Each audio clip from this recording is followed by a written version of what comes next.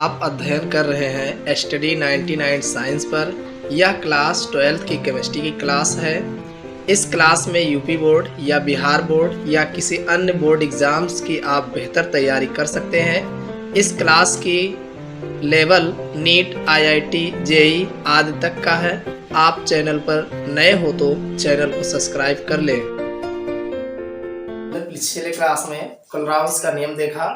आज इस क्लास में हम जो है एप्लीकेशंस ऑफ कोलराउंस लॉ यानी कोलराउंस के नियम के अनुप्रयोग क्या क्या है। तो एग्जाम में एक दो अनुप्रयोग ज्यादा पूछे जाते हैं, तो हम एक दो अनुप्रयोग पर चर्चा करेंगे। अगर आप लोग चैनल पर नए हो तो सब्सक्राइब कर लीजिएगा, ताकि जो पिछला वीडियो है या अगला वीडियो है उसको आप जो है चैनल पे जा करके देख सकते हो, और नया जो वीडियो पड़ेगा उसका नोटिफिकेशन आपको मिल जाएगा। चलिए हम देखते हैं कोलराउंस के नियम के अनुप्रयोग, एप्लीकेशंस ऑफ कोलराउंस लॉ। पहला है अनंत तलता पर दुर्बल विद्युत अपघट्य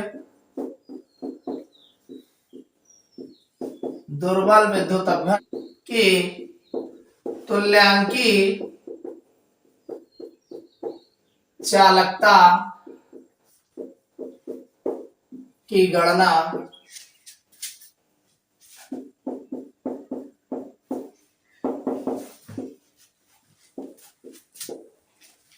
हमने कहा कि अनंत तलता पर दुर्बल विद्युत अपघट्यों के तुल्यांकी चालकता की गणना करने में, यानी इनका एक पहला अनुप्रयोग ये है कि मान लीजिए दुर्बल विद्युत अपघट्य है, वो अनंत तलता पर उसकी जो है तुल्यांकी चालकता की गणना करने में भी उपयोग किया जाता है। जैसे जो दुर्बल विद्युत अपघट्य पदार्थ होते हैं, जैसे आपका है CH3 COOH NH4OH, इनका मान जो है अनंत तलता पर इनका जो तुल्यांकी मान है हम जो है ग्राफ की सहायता से ज्ञात नहीं कर सकते हैं। तो इसकी गणना करने के लिए कोलराउंस का नियम उपयोग किया जाता है।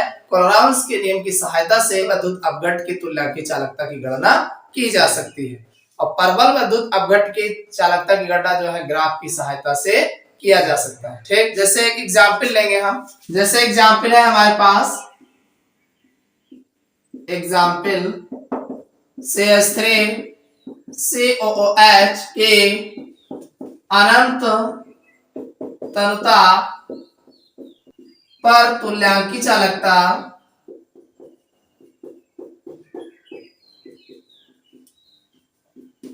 की गणना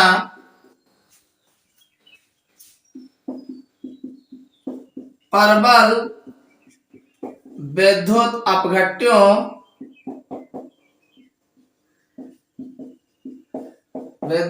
HCl NaCl तथा CH3 CONa की तुल्यांकी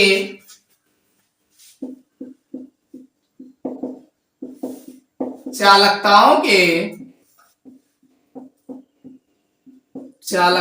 के मान से ज्ञात कर सकते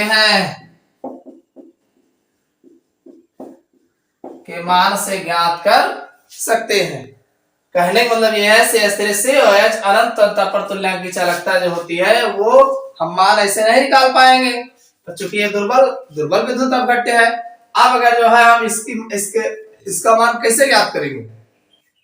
प्रबल विद्युत अपघट्यों जैसे HCl है NaCl है तथा CH3 CONa की सहायता से जो है यानी इसकी तुल्यांकी चालकताओं के मान से हम जो है इसका मान निकाल सकते हैं। यानी इन सब का मान अगर हमें पता है तो CH3 COOH का मान हम निकाल सकते हैं। कैसे निकाल सकते हो? देखिए सपोज करिए CH3 COONa है भाई, ये हमारा यहाँ का CH3 CONa है। इसमें अगर हम HCl डाल देंगे तो क्या होगा? Na और Cl NaCl बना लेगा और ये यहाँ लग जाएगा, तो ये हो जाएगा CH3 COOH और प्लस NaCl। तो इसका मान निकल आएगा नहीं निकल आएगा? ये आ जाएगा ना। अब अगर इसको आप देखना चाहो तो जैसे सपोज करिए लैम्डा CH3 COOH इनफाइनाइट जो होता है, lambda CH3 COO negative charge infinite plus lambda H plus charge infinite. समझ में आया कि नहीं? हमने CH3COH का मोलर चालकता निकालने के लिए लिया, तो इसका नेगेटिव एक होगा, एक पॉजिटिव होगा। समझ में आ गया नहीं? इसी तरीके से अगर हम बात करें लैम्डा CH3COO Na की, अगर इनफाइनाइट इसकी बात करें तो lambda CH3COO negative charge infinite plus lambda Na plus charge infinite, इसको ऐसे निकाला जाएगा। ठीक, इसको एक क्वेश्चन फर्स्ट कर लो, इसको एक क्वेश्चन सेकंड कर लो। कितना समझ में आया? अगर हम बात HCl करें लैम्डा HCl इनफाइनाइट तो हो जाएगा lambda H plus charge infinite plus lambda Cl negative charge infinite, ये भी तो हो जाएगा। इक्वेशन 3 ना समझ में आ गया? हमने कुछ अभी किया नहीं, केवल उसको आयनों में तोड़ रहे हैं बस। ठीक, NaCl की लैम्डा NaCl इनफाइनाइट को देखेंगे तो lambda Na plus charge infinite plus lambda Cl negative charge infinite, ये तो बनेगा। इक्वेशन 4 आपको बनाना क्या है? आपको बनाना है CH3COOH बनाना है। ये इसको बनाने के लिए इसमें आप इसको जोड़ोगे और इसको घटा दोगे तभी तो ये आ जाएगा। अरे इसको रोकोगे, इसको इधर भेजोगे, बराबर के इधर लाओगे तो माइनस में हो जाएगा। देखो कैसे बनता है, देखो ये बनेगा lambda CH3COO negative infinite plus lambda H plus charge infinite, इन दोनों को जोड़ोगे तो बन जाएगा CH3COO। अब ये बनेगा lambda CH3COO negative infinite plus lambda Na plus charge infinite. देखो ये CH3COO Na की बात हो गई। ठीक, अब plus lambda Cl negative infinite plus lambda H plus charge infinite, ये बात हो गई। ये HCl की बात हो गई। ठीक, minus lambda Na plus charge infinite plus lambda Cl negative charge infinite. इतनी बात समझ में आई? हमने यहाँ पे क्या कहा? हमने कहा इनको जोड़ोगे और इनको ला करके घटा दोगे तो इसकी वैल्यू मिल जाएगी। तो इसको लिखने के लिए आप कैसे लिखोगे? इसको लिखने के लिए ये नेगेटिव फिर प्लस वाला लिखोगे। तो हमने वही तो लिखा है lambda CH3COO negative infinite plus lambda H plus infinite लिखा है। उसके बाद फिर आप इनको लिखोगे तो ये दोनों लिखा गया, Na और COH नेगेटिव चार्ज लिखा गया। फिर प्लस लगाए, HCl को हमने इस साथ में ही लिखा, प्लस लगा के लिखा गया। HCl को भी लिखा। अरे कोई जरूरी नहीं कि एक इधर लिखो एक इधर लिख सकते हो, ये हो गया। फिर हमने कहा इसको माइनस में लिखोगे ला करके, फिर हमने देखो माइनस लगा के NaCl लिख दिया। समझ में आया इतना कि नहीं? कुछ हमने नया नहीं किया, बस केवल इसको आप ऐसे लिख सकते हो, इसको आप ऐसे लिख सकते हो, इसको आप ऐसे लिख सकते हो, इसको आप ऐसे लिख सकते हो। क्लियर हुआ? अब देखिए होगा नहीं है कुछ, अगर इसको आप ओपन करोगे तो कट जाएगा। इधर का Na नेगेटिव होगा और इधर का Na पॉजिटिव होगा, ये कट जाएगा। उधर का Cl नेगेटिव बनेगा, इधर का Cl नेगेटिव बनेगा, कट जाएगा। ये प्लस बचेगा, ये माइनस बचेगा, और ये दोनों होता क्या है? यही तो है। ठीक है, तो आगे आ जाएगा लैम्डा CH3COOH। अरे इन दोनों को जोड़ोगे तो आएगा। अब बराबर इन दोनों को हमने कहा नहीं कट जाएगा, काट दोगे या नहीं काट रहे हो तो ये दोनों कौन है? लैम्डा CH3COO Na है, ये यही तो है दोनों, ये दोनों यही है। Plus lambda HCl infinite minus lambda NaCl infinite, ये तो लिखा गया है। ऊपर यही तो लिखा गया है, आप नहीं काट रहे हो, ऐसे कर लो। तो इस प्रकार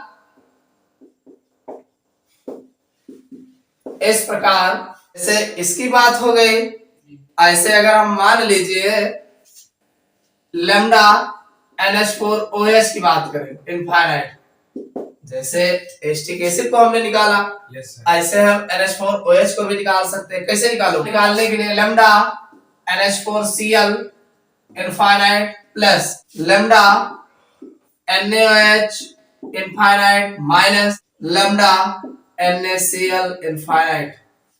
समझ में आया? NH4OH बनाना है। Yes sir. NH4Cl में NaOH मिला दीजिए। NH4Cl में NaOH जब मिलाओगे तो क्या बनेगा? इधर करने इधर NH4OH बन जाएगा। Yes sir. Plus NaCl। यही तो बना। हमें बनाना क्या है? NH4OH। Yes sir. NH4OH बनाना है, इसको इधर भेजोगे तो NH4Cl plus NaOH minus NaCl। हमने वही तो लिखा है, कोई अलग से कुछ लिख दिया तो बस। तो जैसे ये बना ऐसे ये बने। समझ में आ गया? कुछ नहीं किया गया है। इस तरीके से हमें CH3COOH निकालना है इसका मान, तो इन सब के मानों की सहायता से ऐसे हम ज्ञात कर लेते हैं। ठीक, नोट कर लो जल्दी।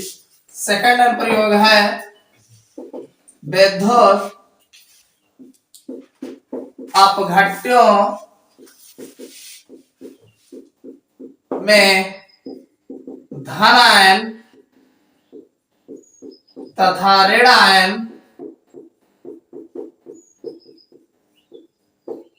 की अभिगमन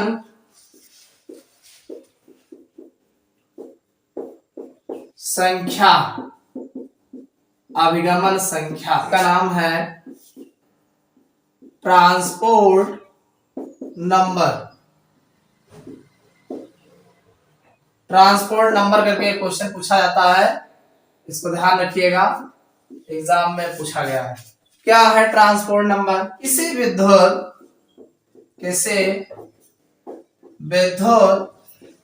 अपघट्य के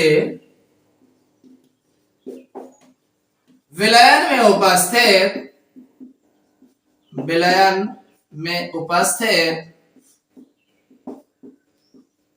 एक आयन की अभिगमन संख्या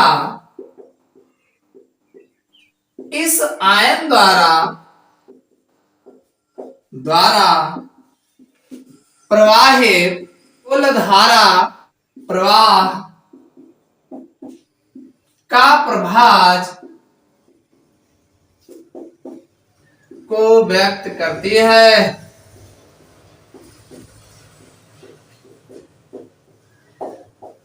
हमने क्या कहा ट्रांसपोर्ट नंबर में कि किसी विद्युत अपघट्य के विलयन में उपस्थित, भाई कि कोई विद्युत अपघट्य होगा उसी विलयन की बात कर रहे हो। अब पढ़ रहे हैं क्या? इलेक्ट्रोकेमिस्ट्री।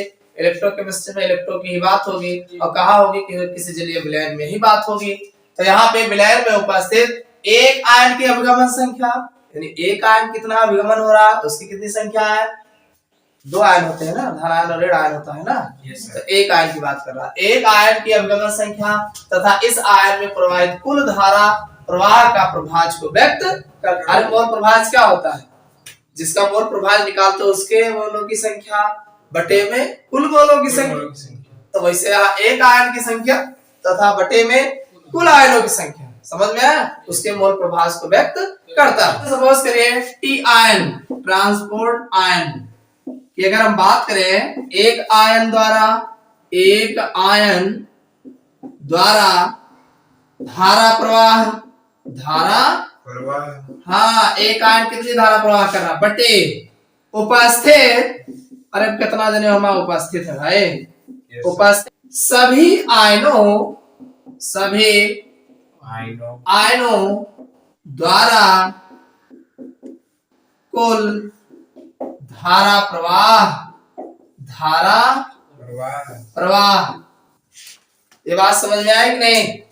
अरे एक आयन द्वारा धारा प्रवाह, एक आयन कितनी धारा बहा रहा है और बटे में उपस्थित जितने भी आयन है वो सम्मिलित करके कितनी धारा प्रवाह कर रहे हैं, तो ये टी आयन ट्रांसपोर्ट नंबर बनेगा। समझ में आया कि नहीं? टी आयन का। ऐसे दूसरा देख लो, जैसे टी धन आयन की अगर हम बात करें, किसकी? धन आयन। हाँ धन आयन द्वारा धारा प्रवाह बटे और धनायन ऋणायन दोनों तरह थी। Yes sir. तो धन आयन तथा ऋणायन द्वारा धारा प्रवाह इतनी बात समझ में आएगी कि नहीं? Yes, sir. अरे धनायन द्वारा, धनायन की बात की नहीं है तो धनायन द्वारा धारा प्रवाह और धनायन तथा ऋणायन दोनों देने हैं ना, Yes, तो धनायन तथा ऋणायन द्वारा धारा प्रवाह। अगर बात ऋणायन की कह दी तो ऋणायन, द्वारा धारा प्रवाह। तो ये क्या हो जाएगा? ऋणायन द्वारा, ऋणायन द्वारा धारा प्रवाह हटा, फिर वही आ जाएगा धनायन तथा ऋणायन। हाँ धनायन तथा ऋणायन द्वारा, ऋणायन द्वारा धारा प्रवाह। धारा प्रवाह। क्लियर रहेगा? तो ये है। अब एक चीज और, जैसे मोल प्रभाज में आप हमने क्या कहा था कि विलय और विलायक के मोल प्रभाज का अनुपात जो होता है 1 के बराबर होता है। अगर एक थोड़ी निकाले होते, एक में से घटाए होते को मिल जाती। वैसे यहाँ पे है टी धनायन, धनायन प्लस टी ऋणायन बराबर 1। क्वेश्चन नंबर फर्स्ट कितना समझ में आओ? अरे धनायन और ऋणायन जैसे मोल प्रभाज में विलय के मोल प्रभाज तथा विलायक के मोल प्रभाज बराबर 1, तो इसे धनायन और इसका टी धनायन ये टी ऋणायन बराबर 1। क्लियर? Yes, sir. हमारे पास एक न्यूमेरिकल है। अनंत तलता पर BaOH का होल ट्वाइस BaCl2 तथा NH4Cl की मोलर चालकताएं क्रमशः 457.6 महो सेमी स्क्वायर मोल इनवर्स, 240.5 महो सेमी स्क्वायर मोल इनवर्स तथा 130.0 महो सेमी स्क्वायर मोल इनवर्स है। NH4OH की अनंत तलता पर मोलर चालकता ज्ञात करना। समझ में आया कि नहीं? NH4OH निकालना है आपको, इन्हीं जो मान दिए गए हैं इन्हीं की सहायता से। ठीक, Yes, sir. तो आप जानते हैं कोलराउस के नियमानुसार, कोलराउस के नियमानुसार के नियमानुसार या नियम के अनुसार क्या है? लैम्डा NH4OH निकालना है Yes, sir. इनफाइनाइट, ये तो निकालना है। Yes, sir. तो इसका क्या मतलब है? Lambda NH4 plus charge infinite और plus lambda OH negative charge infinite. यही तो आपको यहाँ ये मिलेगा तो ये निकलेगा। Yes, sir. ठीक, अब बात आती है, अगर हम बात करें लैम्डा BaOH का होल ट्वाइस इनफाइनाइट की, अगर हम इसकी बात करें तो lambda Ba2 plus charge infinite plus lambda 2 lambda, 2 है ना, Yes, sir. 2 lambda OH negative charge infinite. और इसकी वैल्यू दे रखा है 457.6 दे रखा है, समीकरण 1। समझ में आया? Yes, sir. दूसरा ले लो BaCl2, लैम्डा BaCl2 इनफाइनाइट, उसके बाद equal lambda Ba2 plus charge infinite plus Cl2 की बात कर रहा है तो 2 lambda Cl negative charge infinite. किसकी वैल्यू दे रखा है? कितना है? 40.5 हाँ 240.5। ये क्वेश्चन नंबर 2 हो गया। ठीक, ऐसे तरीके से तीसरा ले लो NH4Cl lambda NH4Cl infinite equal lambda NH4 plus charge infinite plus Cl ही है तो lambda Cl negative charge infinite. ये कितना दे रखा है? 130.0। Equation number 3। Yes, sir. इतना समझ में आ गया? पहला और तीसरा जोड़ दीजिए और दूसरा घटा दीजिए। पहला और तीसरा यानी Ba आप जानते हो BaOH का होल ट्वाइस प्लस और NH4Cl को जोड़ दीजिए तो बनेगा, देखो इधर का Cl इधर का Ba और इधर का Cl2 हो जाएगा, बनेगा NH4OH 2 पार्टिकल और प्लस BaCl2। Cl2 कहां से आएगा? यहां से आएगा। समझ में आया कि नहीं? यानी इन दोनों को जोड़ करके और अगर हम इसको घटा देंगे तो हमारा ये निकल के आ जाएगा, 2 पार्टिकल निकल के आएगा। तो समीकरण 1 भाई, समीकरण 1 हमारा ये है, इसमें 2H दिया ही है समीकरण 3 में हमें फिर दो NH4 भी चाहिए, NH4OH बनाना है ना। Yes, तो sir. इसमें 2 से गुणा करा करके इन दोनों को जोड़ देंगे और इसको घटा देंगे। समीकरण 3 में दो से गुणा कर समीकरण 1 में जोड़ते हैं तथा समीकरण 2 को घटाने पर अरे समीकरण 3 में 2 से गुणा करेंगे Yes, sir. और समीकरण 1 में जोड़ देंगे और तथा समीकरण 2 को घटा देंगे। ठीक, तो आप कर लीजिए लेमडा। अरे समीकरण 1 क्या है? BOH का होल ट्राइज है, BOH का होल ट्राइज प्लस हमारा समीकरण 1 है ना, 2 से गुणा कराओगे यहीं से तो होगा। Yes, sir. और इसमें 2 से गुणा करा दोगे तो लेमडा NH4Cl इनफाइनाइट हो जाएगा। और इन दोनों को जोड़ोगे ना समीकरण 1 और 2 को 2 से गुणा करा करके Yes, sir. और घटाओगे किसको? 3 को। तो लेमडा कौन है? BaCl2 infinite. ये घटाओगे, इन दोनों को जोड़ोगे और ये वाला घटा दोगे। इतना समझ में आया? पहला और दूसरे में 2 से गुणा करके हमने जोड़ दिया, इसको घटा दिया। देखो कैसे होता है। इसको आप ओपन करोगे, देखो इसको, तो lambda Ba2 plus charge infinite plus lambda OH negative charge, आगे 2 होगा 2OH negative charge plus 2 lambda NH4 plus charge infinite और प्लस लेमडा, आगे 2 है तो 2 रहेगा ही, Cl negative charge infinite minus lambda Ba plus charge infinite minus 2 lambda Cl negative charge infinite. इतना समझ में आ गया? नहीं, हमने कुछ नहीं किया, BaOH का अलग को हमने अलग अलग कर दिया, ठीक, और NH4Cl को हमने अलग अलग कर दिया, अब इनको अलग अलग कर दिया।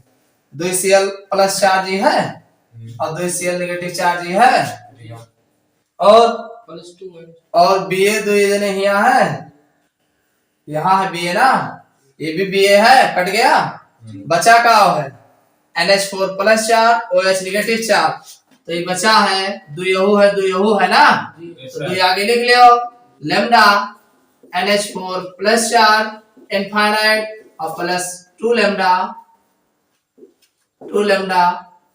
OH negative charge infinite. और इसकी वैल्यू क्या होती है? इसकी वैल्यू होगी 2 लेमडा NH4OH इनफाइनाइट, यही तो होगा। Yes, अरे इन दो जने की वैल्यू कहाँ आए? यही तो आएगा। बस आप सबके वैल्यू रख दो, 2 लेमडा NH4OH इनफाइनाइट इक्वल आपका कहाँ है? 457.6 प्लस लास्ट वाला है 2 गुणे 130.0 माइनस हो जाएगा 240 माइनस 240.0 आ जाएगा, ठीक, 0 है 5 है 5 है। चलो इसको सॉल्व करो, तो ये आ जाएगा 457.6 प्लस 13 दूना 26।